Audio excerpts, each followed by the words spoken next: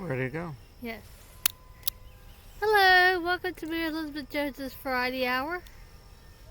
Oh, I'll call the police. Yeah. I'm Kaye Lazar. This is actually the second half of. We actually have a chimes playing. Yeah. I think it's the Angelus bell. It's beautiful. It's 6 o'clock, and this is actually we've never done this before. It took us 2 days to make an hour-long show, a two-part show, and due to time constraints, and also as we had wind and everything yesterday, and that wreaked havoc like it did another show we did. So now we could just get on with the fun and everything. That's right. Yep. So let's see. We've already talked about shows we're going to do and everything. You know what I'm waiting for? What you waiting for? We're in a show called Swagger, and I haven't heard the first thing about it. Me neither. That it's when it's going to be on Apple TV, I think. Yeah. And so, when it comes out, I'll not only will I tell everyone, we will tell everyone when it's on. We'll also tell you what episodes we're in. Yeah. Because we're in a lot of the ball games. It's all a basketball show, so a lot of the basketball stuff going on. And I'm also in the banquet scene too. The banquet scene in Swagger. Yeah. Okay. You weren't there, I don't think. Yeah. There's only one thing that banquet scene was missing. Yeah. Me. Yeah. You. Yes. Had everything else going for it. Yes. What else? Oh, I'm wearing my 3D coat today. Oh. If you wear your 3D glasses, these hexagons and polyhedrons will actually this coat will come alive. Now, what time do you go to bed at night? I usually go to bed around 10 or 11, something like that. What? That early? 10 or 11 is an early night for me. And but it's it's weird. As you get older, you go to sleep when you feel like it. Yeah. There's no one there to tell you gotta go to bed. You gotta go to bed. Yeah. One thing I really hated growing up Sometimes I go to bed at 12 o'clock. Last night I actually stayed up till 2 o'clock. I was so excited about stuff. Wow. And I didn't mean 2 o'clock to just look at the clock and just it's already 2 o'clock. I should get to sleep. Wow. Because I thought I had an early day, and I woke up at I probably went to bed at 2:30. I woke up at 5:30. Never did fall back to sleep, but for some reason I wasn't tired. Oh. Maybe 3 hours is when I should. But I woke up at 5:30. Yeah. And then I wasn't like running a marathon at 5:30. What I did was I went on the computer and started checking my electronic mail and stuff like that, and seeing any news that's going on. But I tell you something, when I was a kid, I had to go to bed at 9 o'clock was probably that. I mean, and don't get me wrong, I did not fall asleep at 9 o'clock. Yeah. It may have been 10:30, 11 o'clock before I fell asleep. Yeah. And I had the lights out. Right. And usually because I was the only boy in the house, I had my own room. But other than that, there's no one to talk to. And I was always been afraid of the dark, so I always had to have the hall light on and the door. I did not like it pitch dark, even though my parents wanted it pitch dark so I'd fall asleep earlier. But I always feel that when you're in a room that's pitch dark, it's like solitary confinement in the big house. Yeah. So 9 o'clock, okay. Now, when I was growing up, there was TV. TV was very popular when you're, or very important when you're that age. Yeah. 7:30, they had all these great shows at 7:30. And then one year, sometime in I think the late 70s, they eliminated all the network shows at 7:30, and they started everything at 8 o'clock. It's been that way since. Usually at 7:30 you have like the game shows like Jeopardy or Wheel of Fortune or reruns of shows like The Simpsons, something. But in those days you actually had new shows at 7:30. So usually at 8 o'clock, my mom would let me watch the half-hour comedy, I Dream of Jeannie, Bewitched or something. Those were usually on 7:30. Happy Days, whatever was on. And and then my parents would get very excited in September when the school year started. Yeah. They said, this 9 o'clock you've been doing in the summertime, oh, that's coming to a grinding halt. You're going to have to go to bed a lot earlier than that. In fact, at 8 o'clock, you'll probably be in bed. Wow. And I think part of sometimes the sun is still out. My mom made me go to bed around 8 o'clock. Yeah, 8 o'clock. And I remember one year my family got really excited. Yeah. They at September they made us take a bath every night at 8 o'clock. They didn't want unclean children going to school. and wanted me to do my homework and get my homework done. I used to say, I don't have any homework. I'm a brilliant kid. Teacher once said to a kid that was just had his feet up on the desk. Yeah. It wasn't me. I wasn't that brave. Yeah. He had his feet up on the desk, and he would say, and they said, why aren't you? I given you a study hall. Why aren't you doing your homework? And the kid said, I never have homework. Or he'd say, my mother does it for me. Yeah. So it says, so the teacher said, are you making straight A's? He goes, oh no, I'm not making straight A's.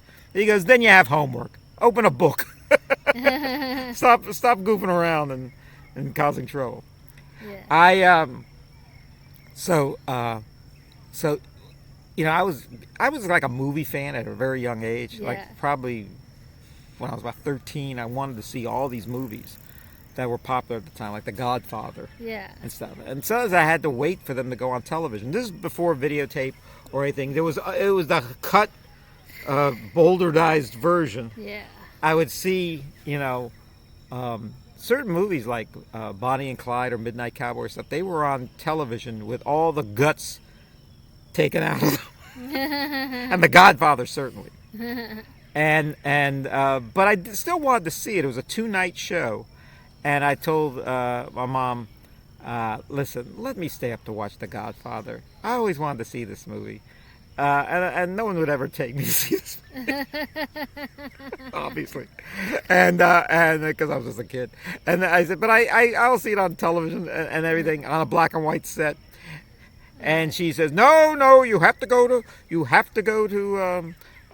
school and you have to have a good night's sleep. No, I kid you not, this movie will be over by 11, or the first half of it will be, and the second half will be over by 11. I will not be asleep then. I will be just awake, plotting my way to get into the living room to watch this show. So please let me watch it.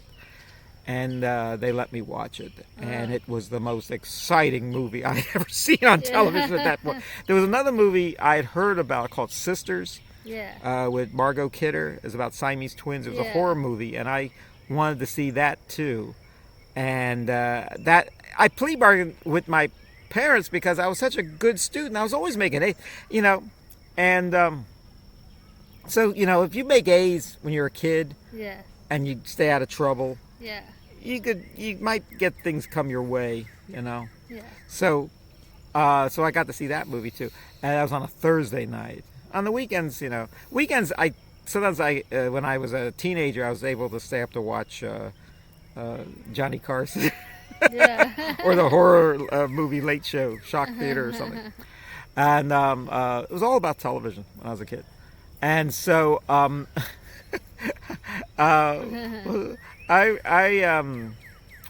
did you, a lot of times you'd have snow days, all right? Yeah. And snow days were weird because if you took off too many snow days during the year, if they had a very bad winter, you're going to have to make them up. You had to make them up. They added maybe a couple extra days to the June before the end.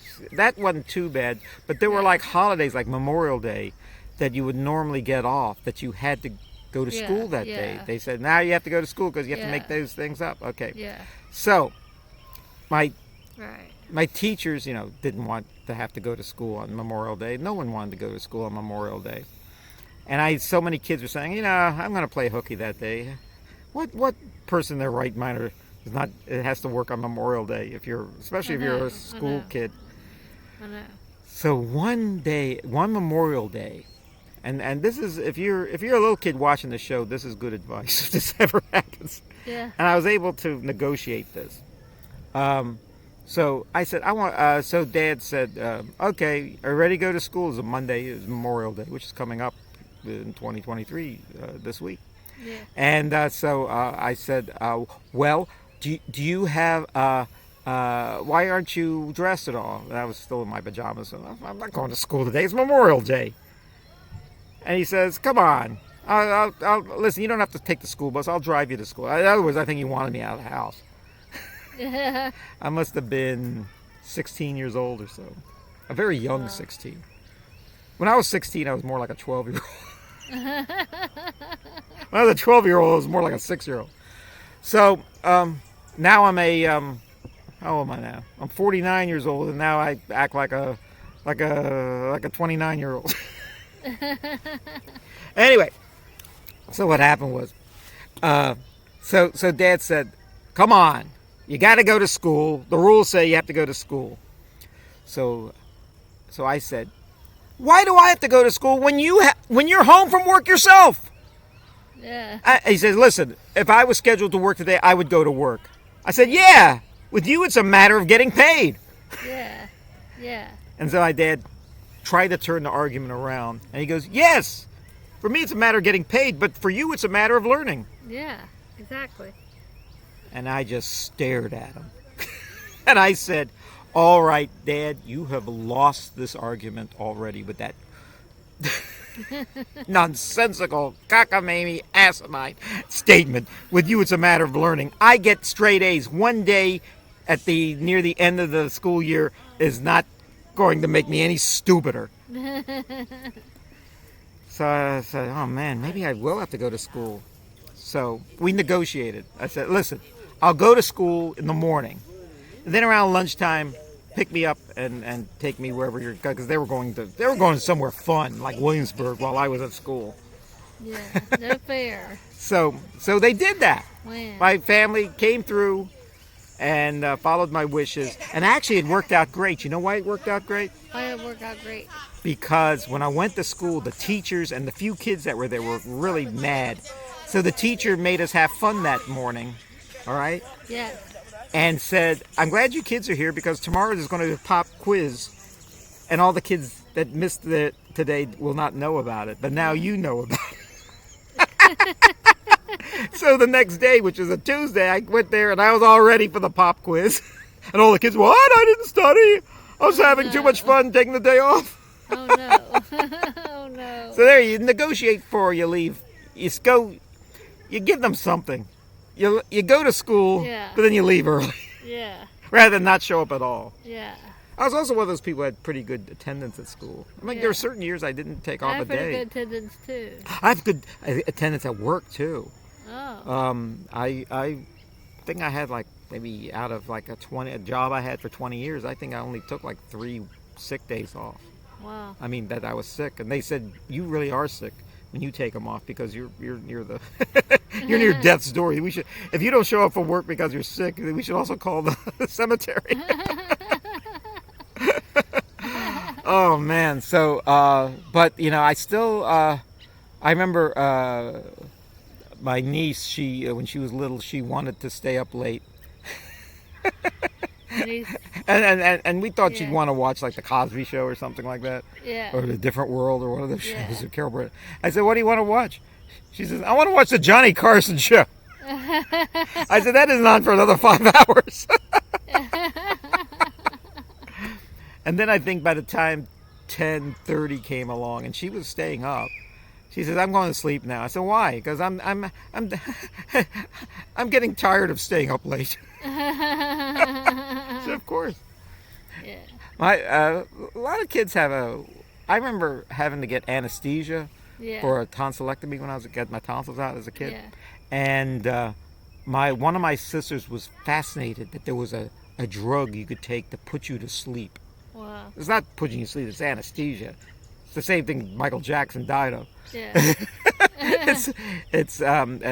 She says, so when you get your tonsils out tomorrow, she told me, they're going to put you to sleep. Why don't you fight it? Why don't you stay up, run around in circles, and that'll keep you up and everything. I said, I don't want. I have to. I mean, I have to sleep. I'm gonna have an operation tomorrow. I was the first person in my family, amongst my siblings, to have an operation. That's the worst thing in the world. I actually, when I had my tonsils out, I actually woke up on the on the table. They said, "Get that!" I said, I woke up and I saw the doctor like washing his hands. It had already been done, but I had the worst sore throat because they were yanking my tonsils out just a few minutes earlier. Yeah. Said, "Put that kid back to sleep." Now, people think they put you to sleep when you get an operation, the anesthesia. It's not. They don't put you to sleep. If that were the case, they just wait for you. They just give you a Sominex or something. Give you a jar of NyQuil. And you'd fall asleep. But it doesn't work that way. Yeah. What you have to do is, if you're a doctor, and it's usually a different doctor. It's not even the doctor that does the operation. There's a doctor that just does the anesthesia, propofol, which is what killed Michael Jackson. What they do is they ether in the day. What they do is they bring down they put you up to a machine where the machine breathes for you, so you don't have to breathe anymore. Yeah. And then your heart rate is decreased to the point where they can operate on you, and it's like 1 or 2 beats a minute or something. Wow. They're basically they're basically almost killing you, putting you at death's door. You're comatose pretty much, and then the operation does it, and it's a success. And then what do they do? Like Frankenstein, they bring you back to life. Wow. If they just put you to sleep, they say, okay, let's give this kid some wine and some turkey. The tryptophan will put him to sleep, or maybe have him watch Barry Lyndon or something. 3-hour movie. Wow. Or something by Terrence Malick. Wow. And he'll fall asleep. Wow. No, and then they do operations. It does, I think that's a poor choice of words when they say they're going to put you to sleep. Wow. And actually, I got to ask you. You have usually when I'm in a show, or I'm certainly watching a show, nothing puts me to sleep. I just stay awake. Did you ever see Hair? Yes. Yeah. Well, tell me about Hair. Not hair in our heads, but the show Hair. This is a really good show and a really good soundtrack too. It's the Broadway. It's a Broadway show. I mean the Broadway recording. Yeah. Original. It's the original. Yeah. Now. American Tribal Love Rock Musical. Is there anyone famous in it? Because I know there were a lot of famous. Let's see. There's who was in it? Diane Keaton was in it. Oh yeah. The original version. And Paul Jabara, who became a very famous songwriter. He wrote Last Dance, and he wrote It's Raining Men. Melba Moore. And Melba Moore is in it. Yeah. In fact, there's actually clips on the Ed Sullivan Show of this cast. For the most part, most of these people you never heard of, or they're only famous for being in Hair. I like the version of The Age of Aquarius. All these songs, some of these songs are just so good, and some of these songs, Hair was famous in its day for having nudity in it. Yeah. And which was a big deal on stage. There's all these, it was controversial, but they seemed to get away with it. I think there was a rule that as long as they don't move around so much, if they just stay still, like a painting, a tableau they call it, they could do it. So all these, I think it's mainly just topless women. I don't think there's any nudity on the part of the men. I'm not sure. I never really saw the show. I always want to see the show because of nudity. No, but it begins with the song "The Age of Aquarius," which was a hit that's a really good one. by the Fifth Dimension. Yes. And the Good Morning Starshine. Yeah. Which the first time I heard that song was on Sesame Street. Bob McGrath sang it. Yeah. Oh, that's from Hair. And then of course, "Let the Sun Shine In." Yes. Is the last song. Yeah. And then all the songs in the middle are pretty good. It's all about the hippies. Yeah. And I think like hippie. If I remember the plot, a guy is visiting New York before he ships out to Vietnam, and the the hippies get a hold of him and just show him a good time before. And of course, he gets an enlightenment. I don't want to go to war. I want to, I want to stay here in New York with you guys, with you cool guys. Yeah. And then twists and turns in the play. Yeah. The movie is really good. The movie has more popular actors you may know. John Savage plays the guy, and then Beverly D'Angelo from all the Yes. Chevy Chase I was vacation going to movies. say that. Yeah. And so is Treat Williams, of course, is in it. And it's directed by Milos Forman, who directed, very good director, directed One for the Cuckoo's Nest and Yeah. Amadeus. And right in the middle, right between those movies, he directed Hair, the movie version of Hair. He actually made quite a few good films. Milos Forman made, I always tell this story, he made Hair, and he made One for the Cuckoo's Nest. He made Amadeus. Years after those films, he made a film called Man in the Moon, all about Andy Kaufman, with Jim Carrey, Yeah. which people have seen. And then another movie he made before that was The People versus Larry Flint with Woody Harrelson and Larry Flint as Larry Flint. Both those movies are great. But the greatest thing Milos Forman directed was he directed a film that was the first film in like 25 years of the greatest movie star of all time who was retired. He Wow. brought him back for one movie, and you know that it was in 1980. You know what that movie was? What? It was called Ragtime. Oh, yeah. And you know who the actor was? Who was in the star of Ragtime? I'll give you a hint. You dirty rat! You kill my brother. James Cagney. Oh. James Cagney.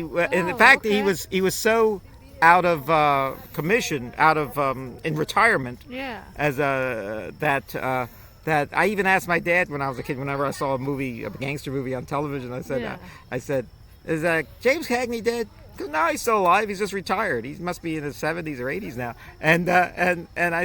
But it was so exciting in 1980 to see a new movie at the cinema in color with James Cagney. Yeah. Yeah. He didn't do a whole lot in the film, but he's in Yeah. that, and it was so good Yeah. to see him again. And we were talking about Jack Nicholson last week. Jack Nicholson has a cameo in Ragtime. A lot of people are in. Yeah. Elizabeth McGovern and Yeah. Howard Rawlins was his first film from In the Heat of the Night. Yeah. And Jack Nicholson, check him out, Mandy Patinkin. There's a scene where they're making a silent. It takes place in the 19-teens when Ragtime was popular. And there's a scene where they're making a pirate movie, and Right. then you see who the pirate is, and it's Jack dressed as a pirate. Right. He has no dialogue, but Right. he's uncredited too. So Yeah. check it out. You could actually they show it on YouTube all the time. Yeah. And and I really like that movie Ragtime. It had a soundtrack by Randy Newman. A lot of Cool. it's a E.L. Doctorow wrote it, and the book. I read the book, and then I couldn't wait for the movie. And then when I heard James Cagney was going to be in it. Oh man, wow. he Cool. was my favorite when I was a kid. Yeah. Hey, I gotta tell you something about What? James Cagney, or something. I am going to be in Guys and Dolls with you, Yes.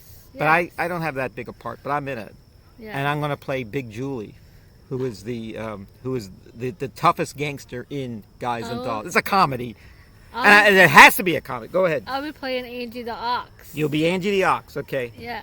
Well, I play Big Julie. Now, the character in Guys and Dolls that I play was played by B.S. Pulley, Yeah. and he was a big lummox of a guy, a tough guy, and so let me tell you something. It has to be a comedy if they're casting me as a tough Yeah. guy. I'm just not a tough guy. Yeah. I can act like a tough guy, but I'm not. In real life, I'm kind of Yeah. I'm kind of an elegant Cary Grant type. Yeah. A Pierce Brosnan type. Okay, so anyway, so I was asking the director, I don't know why you're casting me as the tough guy, because I'm not a tough guy. I'm not even all that tall. How is anyone going to be scared of me? Yes. And so she said, listen, you ever notice in the movies, the toughest guy in these gangster movies is always the smallest guy? Yeah. In like Napoleon or something. I said, what do you mean? He goes, well, James Cagney wasn't very tall, Yeah. And Edward G. Robinson wasn't very tall. Yeah. And if you haven't seen those movies, you've certainly seen recent movies with Joe Pesci. Yes. And he's scary. Who else is scary? Al Pacino in Scarface is pretty scary. He's not a big guy. Yeah. So it said play him like James Cagney or Edward G. Robinson. I said, oh, now I got it. Yeah. Now Yeah. I don't have to be a big guy. Yeah. All right, you guys, I'm not ready to see. I'm going to take nothing from nobody, see? Is that scary? Once I get a script, I'll be scarier. Once I rehearse and figure out my part. Yeah. Yeah. Now, what is Angie the Ox, then? Is she a gangster? Yeah, she's like a gambler. Gambler. Yeah. All right. And A lot of throwing of dice in Yeah. Guys and Dolls. yeah. I think there's very little dancing we're going to have to do, but it's mainly a lot of rehearsing to all throw craps Yeah. to the music. Yeah. Yeah. There was a movie called they fired the choreographer, Paint Your Wagon, at Lee Yeah. Marvin and Clint Eastwood. Yeah. They fired the choreographer, which is actually a good guy. I think it was Hermes Pan or something. Yeah. And they said, well, what are we going to do as far as the dance numbers? He goes, we're just going to lift our hats up all to the music. And that's what they did. It was a cowboy movie. Anyway, I want to wish you a happy Memorial Day and also a happy birthday is coming up. Thank you. Yeah, It's coming so- up in a few days. So. Yeah, so It's coming send Sunday. your cards and letters to Yes. her. All right. Yes. All right. I think Yes. send the next guy on. I'm exhausted. I just wanted to say thank you all for tuning in. And may God bless you all. God bless you all.